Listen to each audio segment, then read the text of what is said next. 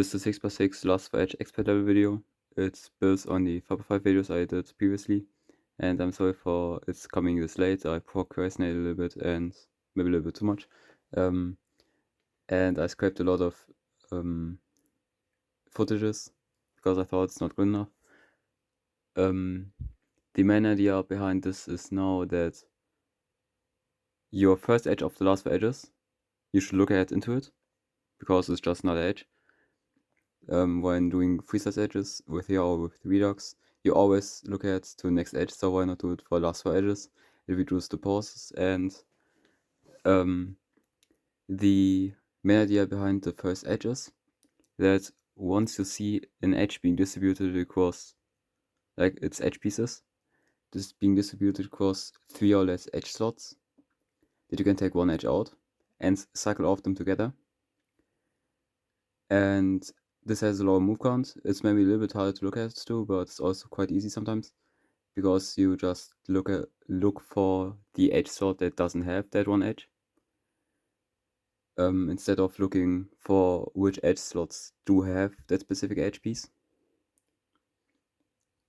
And it's then a cycle with more than one slice, so it solves more edges at the same time.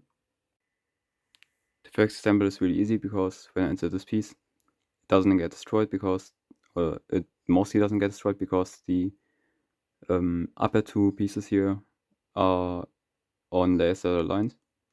So I have very easy time to look at for the edge that doesn't have blue and red, which is this one. Now I also see that this has a slice case,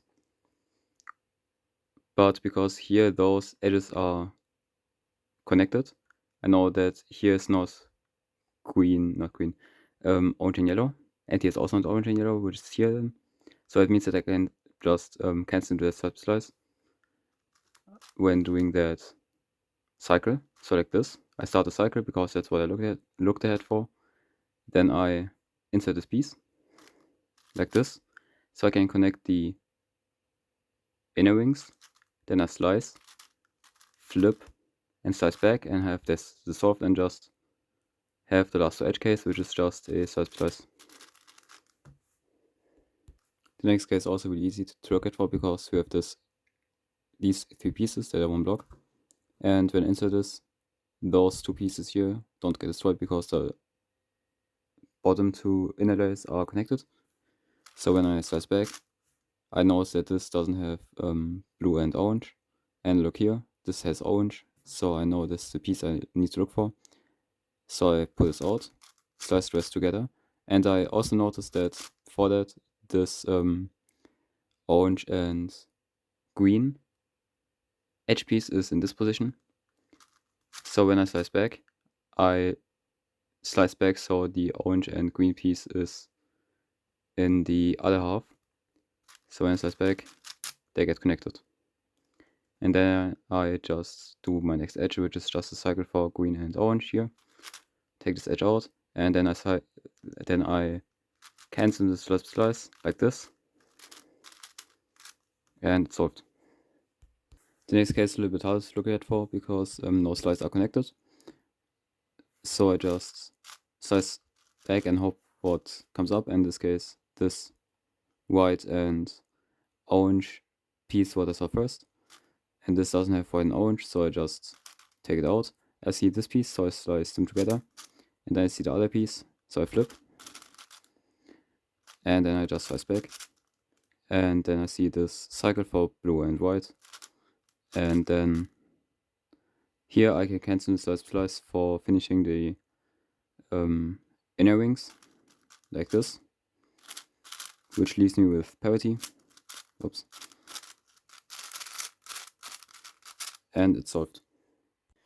The next case is also quite easy because when I insert this edge, those two blue and white pieces don't get destroyed because of how the slices are connected, and this other blue and white piece is in this position, so I insert blue and white like this, so they're the same orientation.